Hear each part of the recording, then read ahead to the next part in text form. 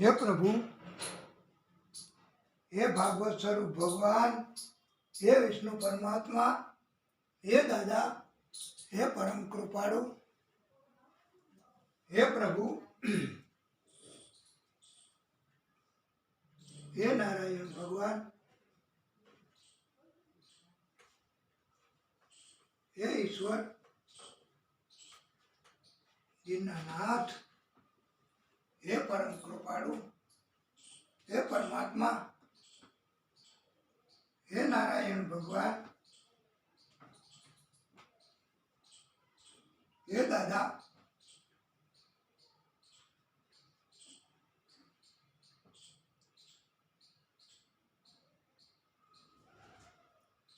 बोलिए भागवत स्वरूप भगवान की जय।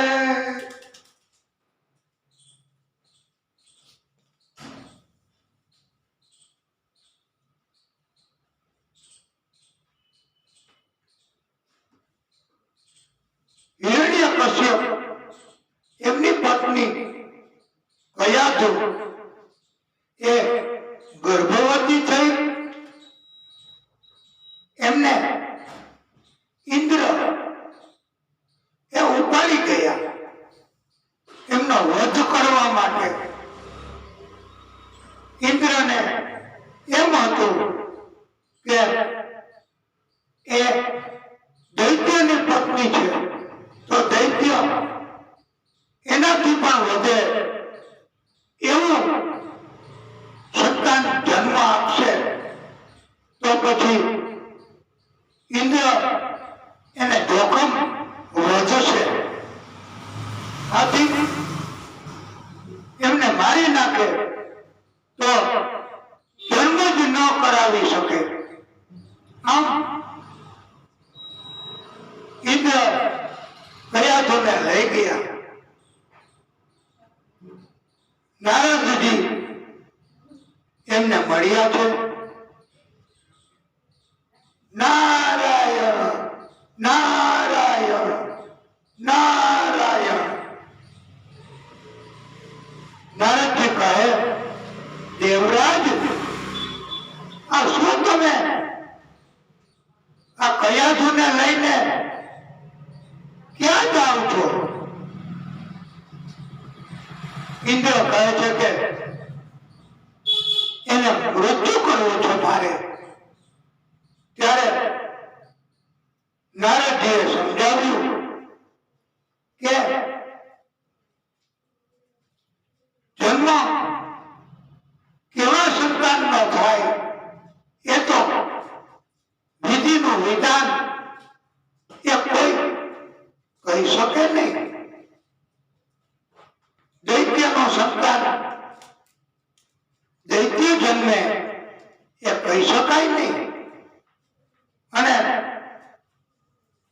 એ તો જન્મે ત્યારે અને તમને જોખમ આવે ત્યારે, પણ અત્યારે તો દેવરાજ અત્યારે તો તમે એમનો વધ આ સ્ત્રી એમની હત્યા કરવાનો દોષ અપરાધ તમે કરવા જઈ રહ્યા છો।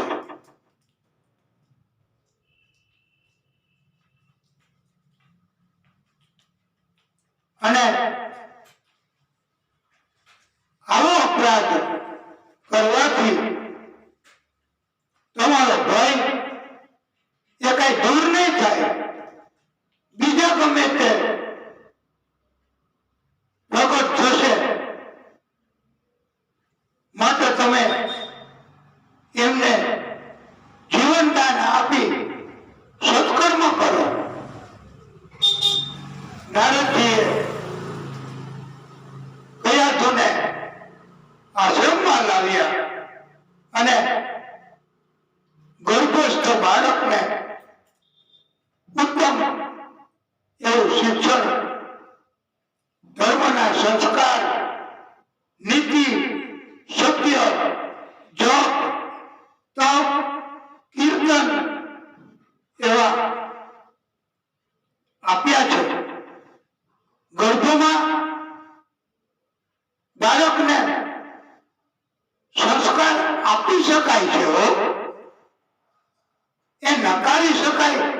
ખોરાક પૂછે જ નહીં. અભિમાન્યુ એમણે 6 કોઠાનું જ્ઞાન મેળવ્યું છે. અને ગર્ભમાં બાળક હોય ત્યારે આપણે પણ એ સ્ત્રીને ધર્મનું શિક્ષણ, ધર્મનો સંગ, સંતોનો સંગ કરવાનું સૂચન કરીએ છીએ.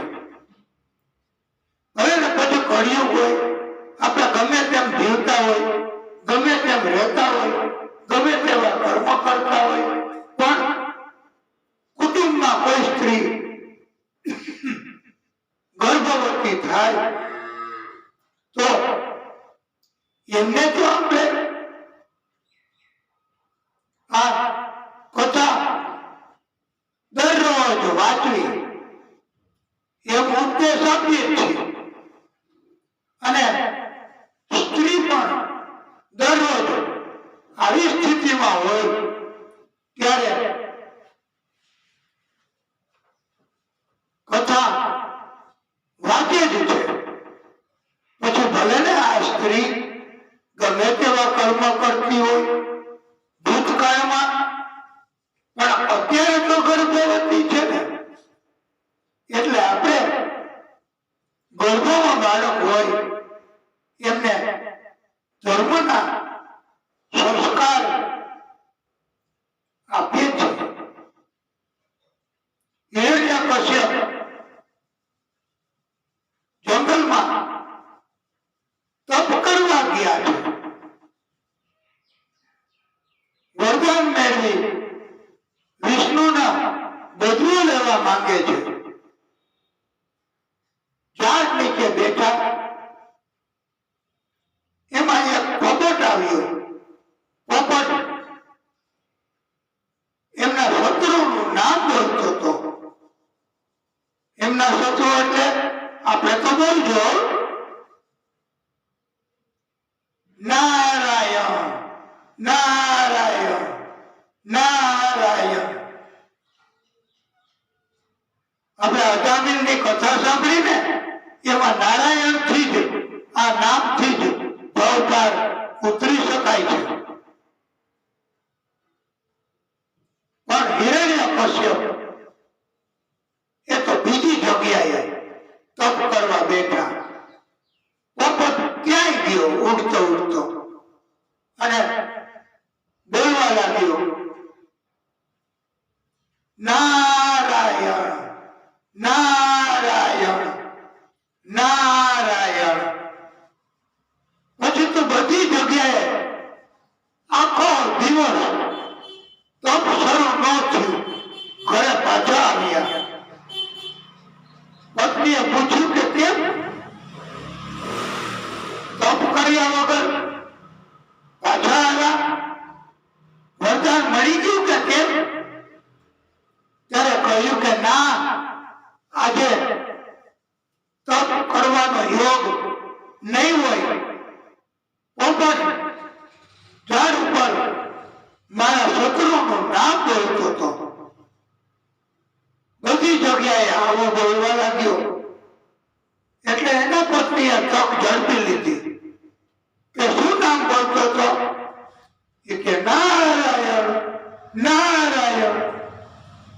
ત્યારે હવે તો એમના પત્ની એમના મુખેથી વારે વારે બોલાવા લાગ્યો કે નાથ, હું તો ભૂલી ગઈ. પોપટ શું બોલતો હતો? એ કે હવે ન ભૂલતા નારાયણ નારાયણ નારાયણ બોલતો હતો. આમ વળી પાછો ભોજન કરાવે, સેવા કરે અને કહે કે નાથ, પોપટ શું બોલતો હતો? આમ સુશીલ સંસ્કારી પત્ની હોય ને તો ધર્મના રસ્તે ચલાવે, ધર્મના રસ્તે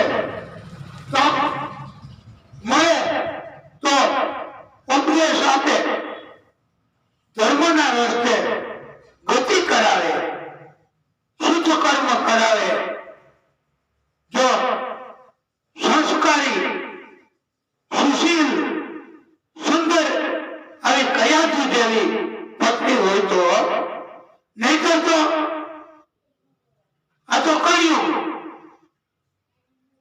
એ તો પછી સારા રસ્તે વાળવાનું પોતાને ખબર હોય કે આવું કરશે તો સુખી થશે, આવું કરશે તો ધર્મ ગણાશે, આવું કરશે તો સંતાનો પણ સુખી થશે, આવું કરશે તો પરમાત્મા રાજી થશે,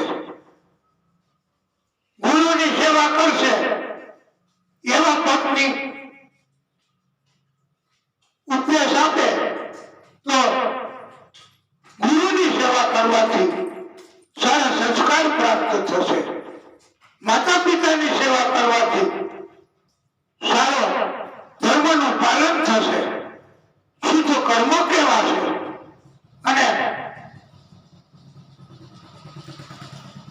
આવું શિક્ષણ તક મળે ત્યારે પત્ની આપે તો, અને ધર્મ બાબતમાં તો એમ કહેવામાં આવ્યું છે કે જેવી રીતે વાલા ભક્તો આપણે બેંકમાંથી ઘરેણા મિલકત મૂકીને લોન લીધી હોય તો આપણે કેમ ગમે તેવી કષ્ટ સહન કરીને મજૂરી કરીને પણ એ લોન ચૂકવીએ છીએ, લોન ચૂકવીએ છીએ. એવી રીતે જ આપણે હમણાં કથામાં કીધું એમ ગુરુ ઋણ, ઋષિ ઋણ, માતા પિતાનું ઋણ, દેવાનું ઋણ એ ચૂકવવું ફરજિયાત છે. અને ઋણ ન ચૂકે તો શું થાય? ઋણ ન ચૂકવાય તો બેંકનું ઋણ ન ચૂકે તો મિલકત એની નીલામી થાય, ઘરેણા એ પાછા ન આપે. આમ માતા પિતાનો ઋણ ન ચૂકવે તો શું થાય? આપણે કથામાં કીધું એમ પંડિતો કહે છે એવી રીતે નરક ની સજા થાય. એ આલોકના અપરાધ નથી, એ પરલોકના અપરાધ છે. એ ફરજિયાત ચૂકવવા પડે એવા ઋણ છે. અને આપણે કથામાં તો જાણીએ જ છીએ વાલા ભક્તો કે શ્રવણ એમના અંત માતા પિતાની સેવા કરતો હતો, યાત્રા કરતો હતો અને યાત્રા કરાવતો હતો. આમ એમણે માતા પિતાનું ઋણ ચૂકવ્યું છે વાલા ભક્તો. અને સુશીલ પત્ની, સંસ્કારી પત્ની એમણે પતિને અને બધા જ કુટુંબના માણસોને પણ ધર્મ કાર્યો તરફ વાળવા એવી પ્રેરણા કરવી, એવું શીખવવું. ભલે પછી ન ગમે તો બધા વિરોધ કરે, ત્રાસ આપે, તકલીફ આપે, પણ ધર્મના રસ્તે વાળવા. આમ હિરણ્યકશ્યપ એમના પત્નીએ અનેક વાર નારાયણનું નામ એમના મુખેથી લેવડાવ્યું છે.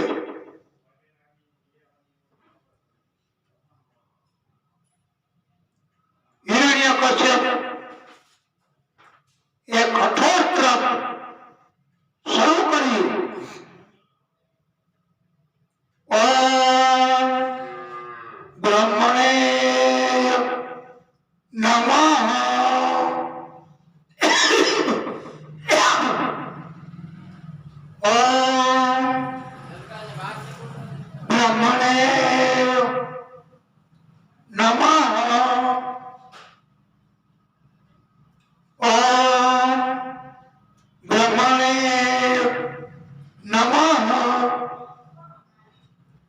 બ્રહ્માજી તો પ્રગટ થયા, દર્શન આપ્યા, વરદાન માંગવા કહ્યું ત્યારે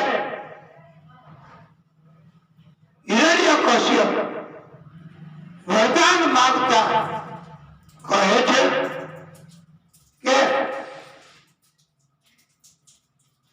સર્વેષાં લોકપાલાનાં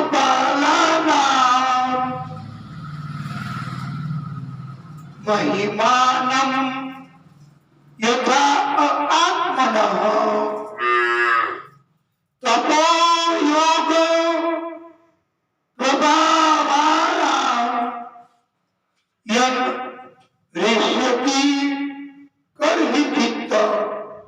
ये ब्रह्मपिता ब्रह्माजी इंद्र वगैरह समस्त लोकपालों તમારો જેવો મહિમા છે એવો મારો મહિમા થાય એવું કરો. બ્રહ્માજીએ કહ્યું તથાસ્તુ. તમારું જેટલું મહત્વ છે એવું મારું મહત્વ થાય. ત્યારે બ્રહ્માજીએ કહ્યું તથાસ્તુ. તથા હે ભગવાન, તપસ્વીઓ યોગીઓ બધાને તમારું જેવું ઐશ્વર્ય તમે આપ્યું છે એવું ઐશ્વર્ય મને પણ આપો. ત્યારે બ્રહ્માજીએ કહ્યું તથાસ્તુ. અને હિરણ્યકશ્યપે કહ્યું કે હજુ ઉભા રહેજો પ્રભુ, હજુ મારે માંગવાનું બાકી છે. બ્રહ્માજી કહે વત્સ માંગો. ત્યારે હિરણ્યકશ્યપે કહ્યું કે મને અમર બનાવી આપો, મારું મૃત્યુ ન થાય એવું કરો. ત્યારે બ્રહ્માજીએ કહ્યું ભક્ત, એવું વરદાન હું ન આપી શકું. હું પણ અમર નથી. અલબત્ત તમારું આયુષ્ય લાંબુ કરાવી શકો, તમારા મૃત્યુ એને તમે બાધા ઊભી કરાવી શકો. ત્યારે હિરણ્યકશ્યપે કહ્યું કે મારું મૃત્યુ હે ભગવાન દિવસ દરમિયાન ન થાય, રાત્રિ દરમિયાન ન થાય, 12 મહિનામાં એકેય મહિનામાં ન થાય. તમારા સર્જન થયેલા કોઈ જીવ એનાથી ન થાય, પશુથી ન થાય, મનુષ્યથી ન થાય, કોઈ પણ પ્રકારના અસ્ત્ર શસ્ત્ર કે હથિયારથી ન થાય, ઘરમાં ન થાય, ઘરની બહાર મારું મૃત્યુ ન થાય, આકાશમાં પાતાળમાં કે પૃથ્વી ઉપર મારું મૃત્યુ ન થાય એવું આપ કરો.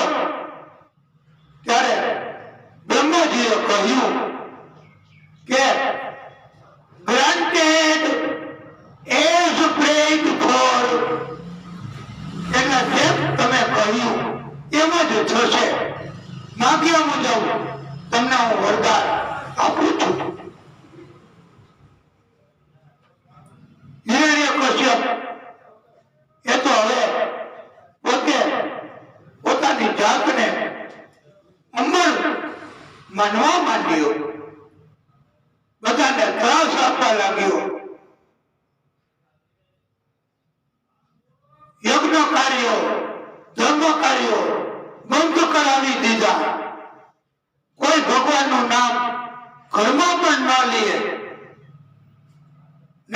એમનું મૃત્યુ કરતો. આમ બધા કાર્યો બંધ થઈ ગયા. હિરણ્યકશ્યપે પ્રહલાદજીને પણ રાક્ષસી પ્રકારનું શિક્ષણ આપવા માટે સ્પેશિયલ શિક્ષક સંઘ અને અમર્ક હતા. એ મોટા મોટા દૈત્યો એમની નિમણૂક કરી કે તમે આ પ્રહલાદને લઈ જાઓ અને એમને રાક્ષસી પ્રકારનું શિક્ષણ તમે શીખવો. હવે એ વખતે જો આવા કરતા હતા તો પછી આ તો કળિયુગ છે વાલા ભક્તો, પરમ શ્રોતાઓ. કળિયુગમાં તો નાનો બાળક હોય ત્યારથી આપણે એવું શિક્ષણ જ આપીએ છીએ. અને મોટું બાળક થાય, દોડે, આટા મારે, ત્યારે એને સારું શિક્ષણ તો આપતા જ નથી. અને એના કારણથી જ કળિયુગમાં આ નાના બાળક તરીકે આટા મારે ને એ દેખાડો કરે, વારે વારે વિક્ષેપ પાડે. એને ખબર હોય છે કે કથા છે, તોય એને સારું શિક્ષણ કે સારા સંસ્કાર ઘરમાંથી આપતા નથી. અરે મોટી ઉંમરના એ પણ કથામાં અવરોધ થાય એવી પ્રવૃત્તિ કરે, ભગવાનના કામમાં, ભગવાનની ભક્તિમાં બાધા ઊભી કરે. આ પણ મોટી ઉંમરના કળિયુગમાં કષ્ટ ભોગવતા હોય, દર્દ ભોગવતા હોય, તો પણ સારી પ્રવૃત્તિ કરતા નથી મોટે ભાગે. જોકે અહીંયા તો આપણે કથામાં બધાને રસ છે. અહીંયા તો બધા કથાના પ્રેમી છે અને સંતો જેવું જીવન જીવે છે. દરરોજ હવેલીએ દર્શન કરવા વૈષ્ણવો જાય છે અને કથાને માન આપે છે. હિરણ્યકશ્યપે પૂછ્યું કે બેટા તું શું શીખ્યો? ત્યારે પ્રહલાદજીએ કહ્યું કે પિતાશ્રી, પ્રભુની ભક્તિ કરવી એ જ મનુષ્ય માટે ઉત્તમમાં ઉત્તમ ઉપાય છે. અને ભક્તિ 9 પ્રકારે થઈ શકે છે.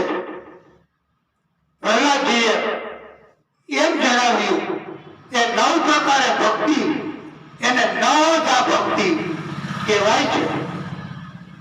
એ કેવી રીતે? તો એક શ્રવણ કરવું, સાંભળવું, કથા સાંભળવી એ ભક્તિ છે. કીર્તન કરવું, એ ભગવાનના કીર્તન કરવા એ પણ એક પ્રકારની ભક્તિ તો છે. નામ સ્મરણ કરવું, પાદ સેવન, અર્ચન, શૃંગાર, આરતી કરવી, વંદન કરવા, દર્શી ભાવ કેળવવો, આત્મસમર્પણ કરવું, આત્મનિવેદન કરવું, હંમેશા પ્રભુને શરણાગત થઈને જીવન જીવવું અને પૂજા કરવી.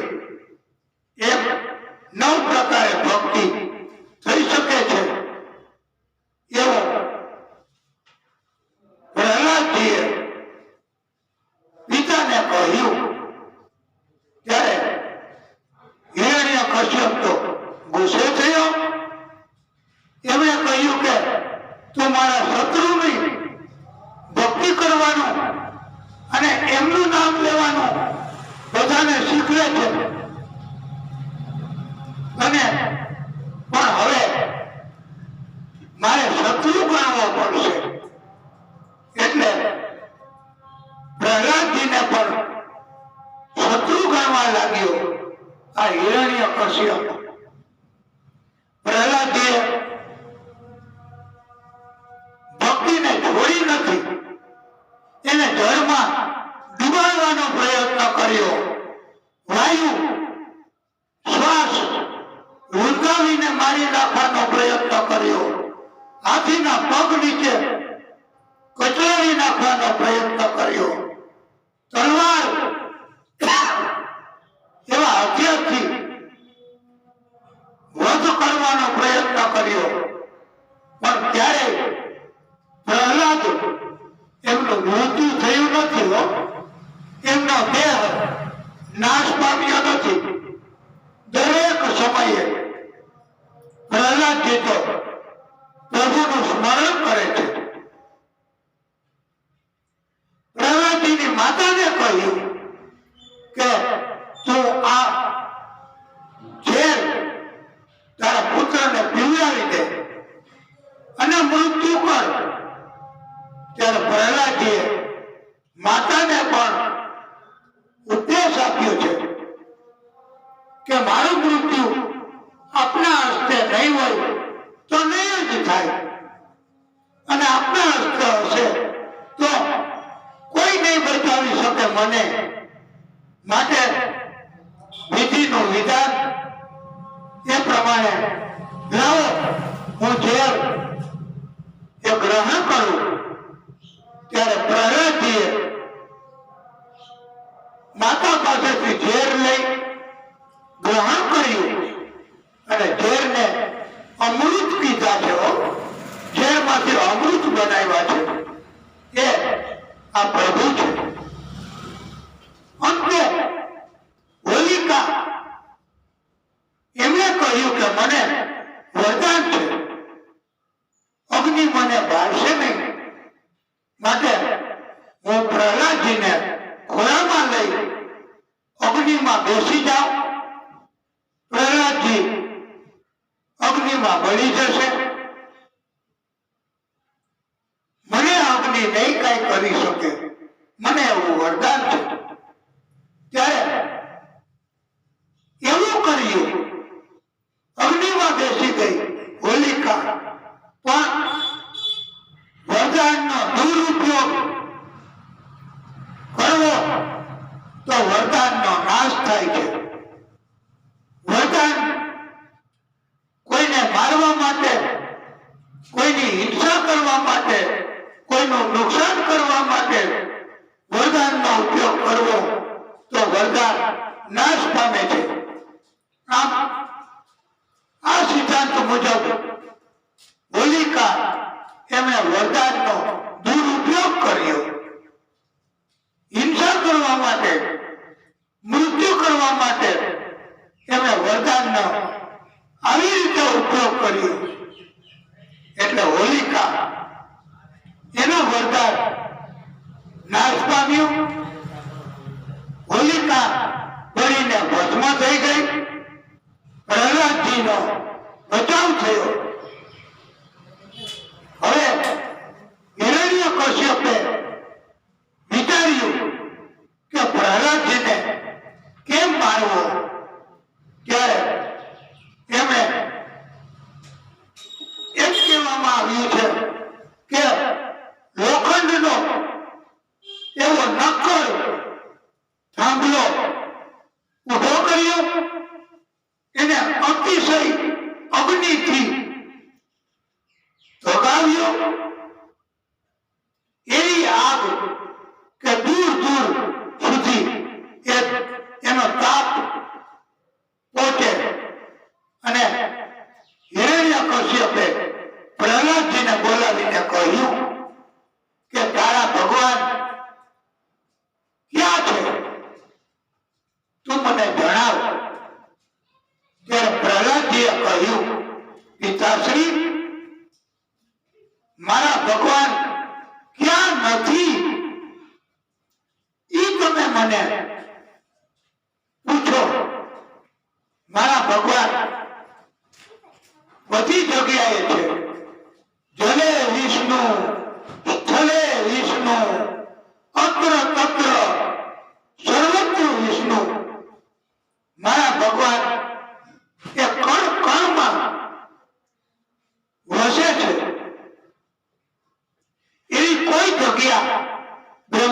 દુનિયામાં નથી કે જ્યાં મારા ભગવાન ન હોય.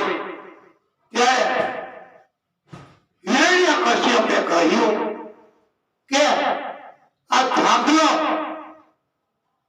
જે જગાવેલો છે અતિશય અગ્નિથી, એમાં તારા ભગવાન છે?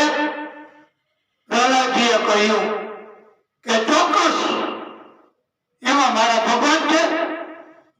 તો તું તારા ભગવાનને પ્રેમ કરે છે? પ્રહલાદજી કહે ચોક્કસ. તો તું તારા ભગવાનને ભેટીશ,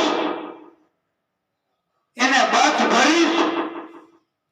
ત્યારે પ્રહલાદજીએ કહ્યું કે ચોક્કસ. ત્યારે હિરણ્યકશ્યપે કહ્યું કે તો જા તારા ભગવાનને ભેટી પાડ, પ્રેમથી એમને બધ ભરી લે. ત્યારે પ્રહલાદજી તો શ્રદ્ધા પૂર્વક એ નજીક ગયા, પણ પ્રહલાદજીને થોડો સંકોચ થયો અને પરમાત્માને ખબર પડી ગઈ કે મારા ભક્તને સંકોચ થયો છે.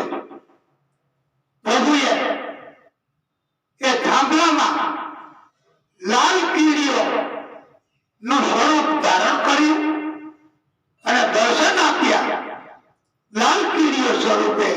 અને પ્રહલાદજીને ખાતરી થઈ કે આ થાંભલો એકદમ શીતળ છે, એવા અગ્નિ છે જ નહીં. એટલે જ્યાં લાલ કીડીઓ હોય ને ત્યાં જરા પણ ગરમી કે આગ કે અગ્નિ હોય જ નહીં. અને જ્યાં જરા પણ અગ્નિ હોય ને ત્યાં લાલ કીડીઓ હોય જ નહીં. આથી પ્રહલાદજીને દિવ્ય જ્ઞાન પણ પ્રભુએ કરાવ્યું અને શ્રદ્ધા પ્રબળ બની. પ્રહલાદજીએ થાંભલાને ભેટ્યા છે. થાંભલો ઊભો ફાટ્યો, એના બે ભાગ થયા અને અંદરથી નરસિંહ સ્વરૂપે વિષ્ણુ પરમાત્મા શ્રી હરિ એમણે પ્રાગટ્ય કર્યું છે. બોલીએ નરસિંહ ભગવાન કી જય. નરસિંહ ભગવાને ભક્તને આટલા કષ્ટ પડ્યા એના કારણથી ક્રોધ કર્યો અને ગર્જના કરવા લાગ્યા. હિરણ્યકશ્યપને ઉચક્યો અને ઉંબરામાં લાવ્યા, પોતાના ખોળામાં મૂક્યો અને પૂછ્યું કે હું માણસ છું કે પશુ? ત્યારે કહ્યું કે માણસે નહીં, પશુ નહીં. એને પૂછ્યું કે રાત છે કે દિવસ? એને કહ્યું કે સંધ્યાનો સમય છે, રાતે નથી દિવસે નથી. એમને પૂછ્યું કે આ 12 મહિના છે કે? ત્યારે કહ્યું ના પ્રભુ, આ પુરુષોત્તમ મહિનો છે, 13મો મહિનો છે. અને ત્યારે નરસિંહ ભગવાને વરદાનને બાદ ન આવે એવી રીતે એમનો અસ્ત્ર શસ્ત્રોથી નહીં પણ નખથી એમનો વધ કર્યો છે, ચીરી નાખ્યો છે અને એમનો નાશ કર્યો છે. આવી રીતે ક્રોધ કર્યો અને પ્રભુને શાંત કેમ કરવા? ત્યારે પ્રભુને શાંત કરવા માટે મહાલક્ષ્મીજીને આમંત્રિત કર્યા. મહાલક્ષ્મીજીને તો અભિમાન થયું કે હું એમની પત્ની, હમણાં જ પ્રભુ શાંત થઈ જશે, મને જોશે એટલે તરત. પણ પ્રભુનો આવો ગુસ્સો આવું સ્વરૂપ જોઈને એ તો ત્યાં ને ત્યાં બેભાન થઈ ગયા એમ કહેવાય છે. હવે બધાએ વિચાર્યું કે પ્રભુનો ગુસ્સો શાંત કરવાનો ઉપાય શું કરવો? ત્યારે એમ કહ્યું કે પ્રહલાદજીને જ એમની પાસે મોકલો. એટલે પ્રહલાદજી એમની પાસે ગયા. પ્રભુએ પ્રહલાદજીને ખોળામાં બેસાડ્યા, પ્રેમ કરવા લાગ્યા, જીભથી ચાટવા લાગ્યા અને પ્રભુનો ગુસ્સો શાંત થયો.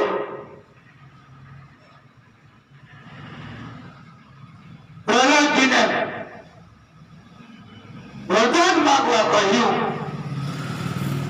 ત્યારે પ્રહલાદજીએ કહ્યું કે પ્રભુ, ભક્ત અને ભગવાનનો નાતો કાયમ રાખો.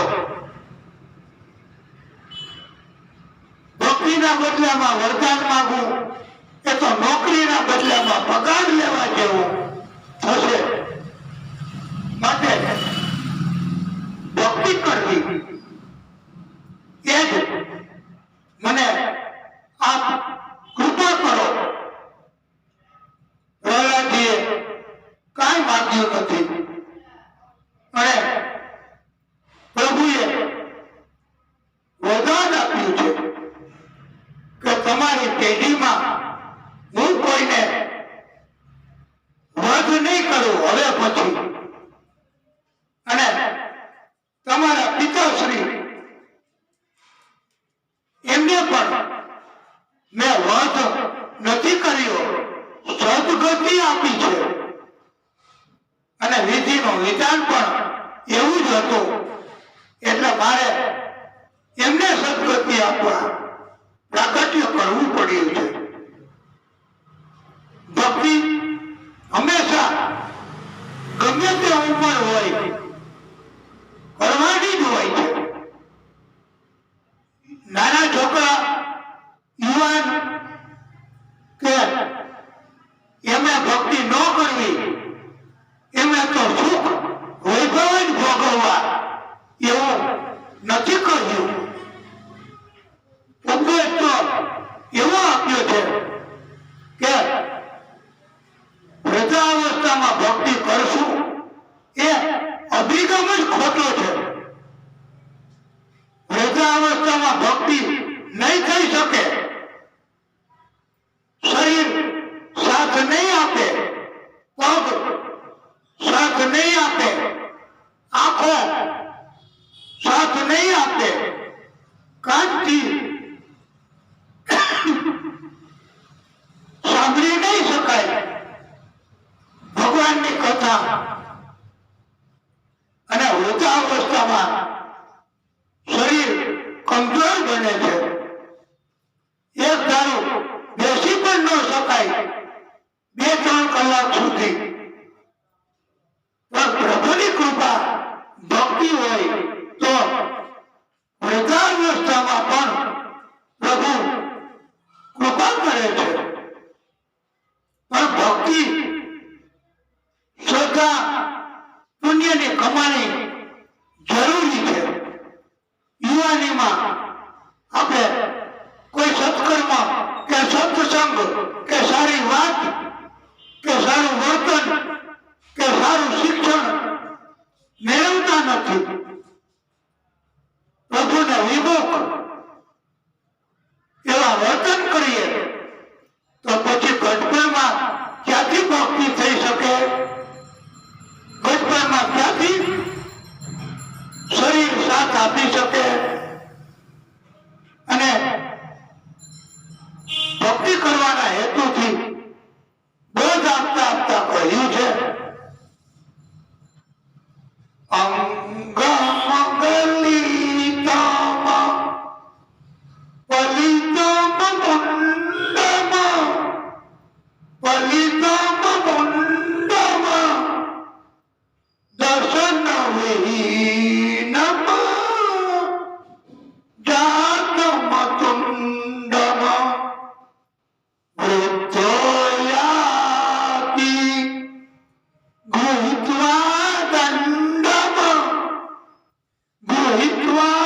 આનંદમ તદપિ ન મુંચતિ આશા પિંડમ.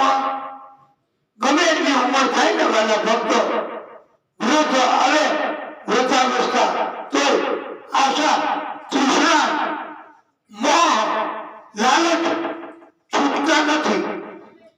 માટે એમ કહેવામાં આવ્યું છે કે હે મૂર્ખાઓ, હે કષ્ટ, હે પાપીઓ, હવે તો તમે સુધરી જાઓ અને તમે ગોવિંદને ભજી લ્યો. ભજ ગોવિંદમ, ભજ ગોવિંદમ, ભજ ગોવિંદમ, ગોવિંદમ ભજ મૂઢમતે.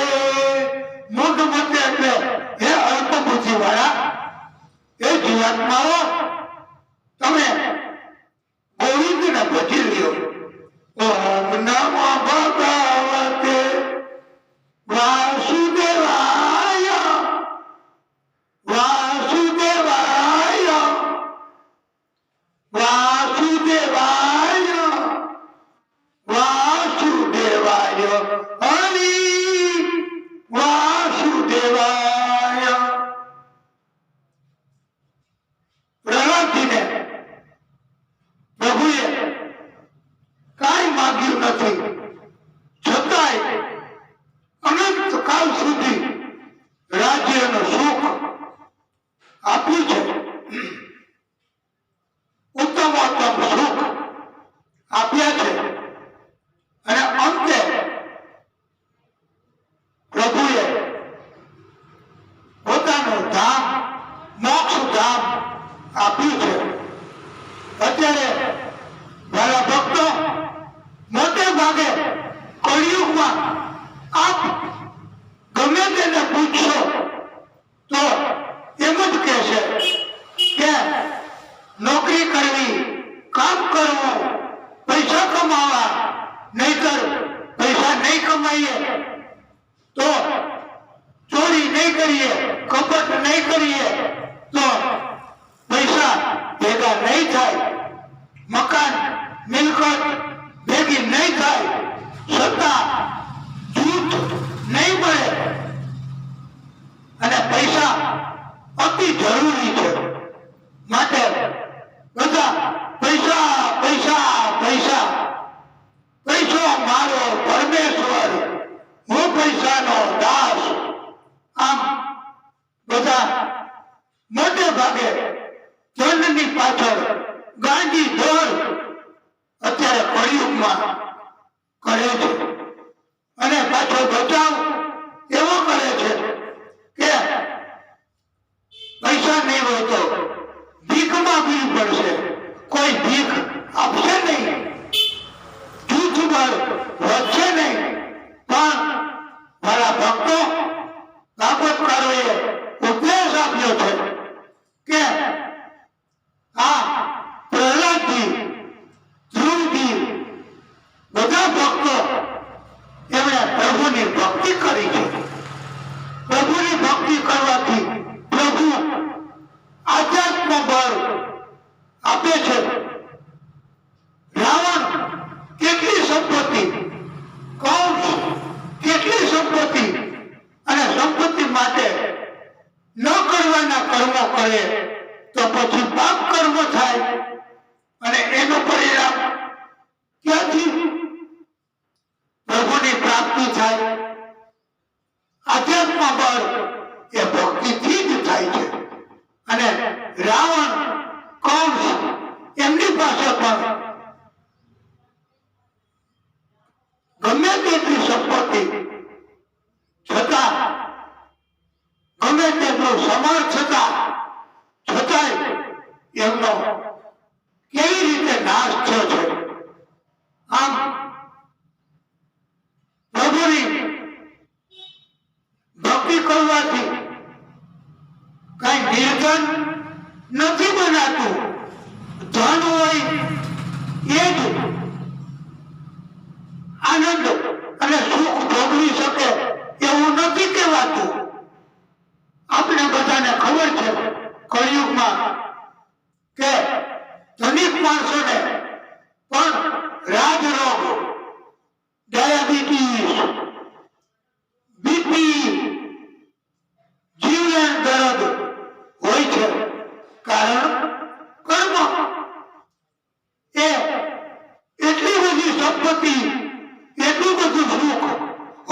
શકાય પોતે મીઠાઈ કે ભોજન કઈ લઈ શકતા નથી.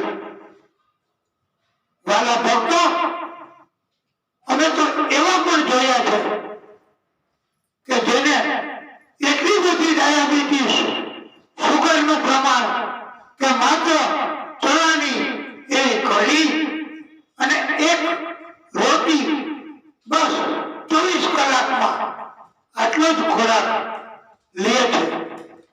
ધનની કોઈ કમી નથી, છતાંય ખોરાક લઈ શકતા નથી કે આનંદ, સુખ ભોગવી શકતા નથી. અને પાપ કર્મના કારણથી 84 લાખ યોનિમાં જન્મ લેવા પડે છે. માટે ધન નહીં હોય તો દુઃખી થશું એવો અભિગમ ભાગવતકારોએ કહ્યું છે કે એવો બચાવ તમારે કરવાની જરૂર નથી. સત્ય, ઈમાનદારી, એના કારણથી તમે જે કઈ પ્રભુની કૃપાથી મળે એને ગ્રહણ કરવું. આપણે પછી કથામાં કહેવાના જ છીએ કે સુદામા એ નીતિ નિયમનું પાલન કરતા, એમની પાસે ધન તો ક્યાં હતું જ, એમ છતાંય પ્રભુ એમની ઉપર કૃપા કરે છે. પ્રભુએ ભક્તિના પરિણામ સ્વરૂપે એમને અનેક ગણો આપ્યું છે. આથી વાલા ભક્તો, ભક્તિ કરવાનો પ્રયત્ન તો કરો. પરમ શ્રોતાઓ, કથા સાંભળવા જવાનો અભિગમ તો રાખો. પરમ વૈષ્ણવો, દર્શન કરવા તો જાઓ. પ્રભુની છબી મનમાં તો, હૃદયમાં તો ધારણ કરો. પ્રભુ તમને દુઃખી નહીં થવા દે. આપણને બધાને આ 2 વર્ષ થયા એવો રોગ, એમાં ઘણા ટૂંક સમયમાં જ કાંઈ ન હોય અને રોગ લાગુ પડે અને મૃત્યુ પામ્યા છે. બધું અહીંયા છોડીને જતા રહ્યા છે. અને આપણી ઉપર પ્રભુએ કૃપા કરી જ કહેવાય ને, કે આપણને પ્રભુએ એ રોગ લાગુ પડવા દીધો નથી. પ્રભુએ આપણો બચાવ કર્યો છે. તો આપણે પ્રભુનો ઉપકાર કેમ ભૂલવો? એમની ભક્તિ શા માટે શરૂ ન કરવી? આવા સંસ્કાર, આવું જ્ઞાન એ તો જ્યારે આપણે કથા શ્રવણ કરીએ અને કથામાં જો આવી કથા કહેવામાં આવે ડિટેલમાં, વિગતવાર, તો જ આપણને જ્ઞાન થાય. નહીતર કથા પણ હવે મોટે ભાગે લોકોને શું ગમે છે, જોવાનીઓને શું પસંદ છે, એવી કથા કરે છે. અને એના કારણથી કથાની અસર અત્યારે જેટલી થવી જોઈએ એટલી ભક્તો ઉપર થતી નથી. અને ઉત્તમમાં ઉત્તમ બોધ આપ્યો છે. અભિમાન, ક્રોધ, વાસના એને છોડવા, એનો નાશ કરવો અને બ્રહ્મ જ્ઞાન, સત્ય તત્વનું જ્ઞાન મેળવવું. એ હરિનામ સંકીર્તન કરવાથી, ભગવાનની કથા સાંભળવાથી અને કથા કરવાથી, પ્રભુનું સ્મરણ કરવાથી માત્ર ને માત્ર સત્ય તત્વનું જ્ઞાન થાય છે એવો ઉપદેશ આપ્યો છે. આમ ભાગવતકારોએ કહ્યું છે કે અત્યારે 7મા મનુ એનો મન્વંતર યુગ ચાલુ છે. હજુ બીજા 7 મનુના યુગ થવાના છે. પ્રલય પછી પાછો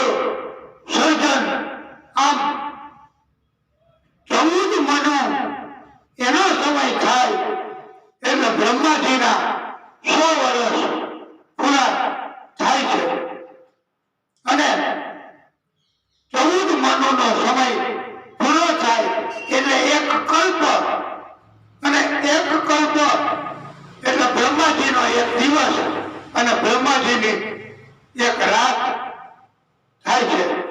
આમ બ્રહ્માજીના 100 વર્ષ પૂરા થશે ને ત્યાર પછી પ્રલય અને પાછું પછી સર્જન થશે. માટે હજુ પ્રલયને પંડિતોના કહેવા મુજબ ઘણો દૂર છે. એ આપણે આજની કથા ઉપરથી જ્ઞાન પ્રાપ્ત કરી શકીએ છીએ. આપણે આપણી આ કથાને અહીંયા વિરામ આપીશું. પ્રભુની કૃપા આવતીકાલે ચોથો દિવસ પહેલા સિટિંગમાં રામજીનું પ્રાગટ્ય થશે અને સાંજના સિટિંગમાં કૃષ્ણ એમનો જન્મ એમનું પ્રાગટ્ય થશે. આવી દિવ્ય કથા સવારના 7:45 વાગ્યાથી શરૂ થશે. બપોરના 2:30 વાગ્યાથી શરૂ થશે અને પ્રભુના પ્રાગટ્યની દિવ્ય કથા આપણે કહેવાની છે. આજની કથાને અહીંયા વિરામ કરીશું. બોલીએ ભાગવત સ્વરૂપ ભગવાન કી જય. વિષ્ણુ પરમાત્મા શ્રી હરિ કી જય.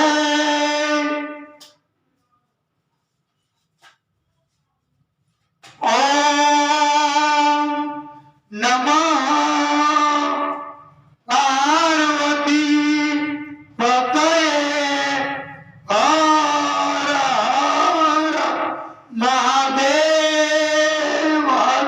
હે પ્રભુ આપની કૃપા જોશો દાદા.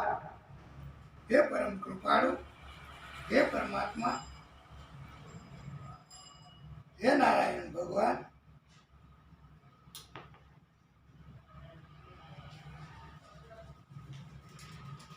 હે વિષ્ણુ પરમાત્મા, હે દાદા આપની કૃપા જોશો દાદા. હે ભાગવત સ્વરૂપ ભગવાન, હે વિષ્ણુ પરમાત્મા, હે દાદા, હે પરમ કૃપાળુ, હે પરમાત્મા,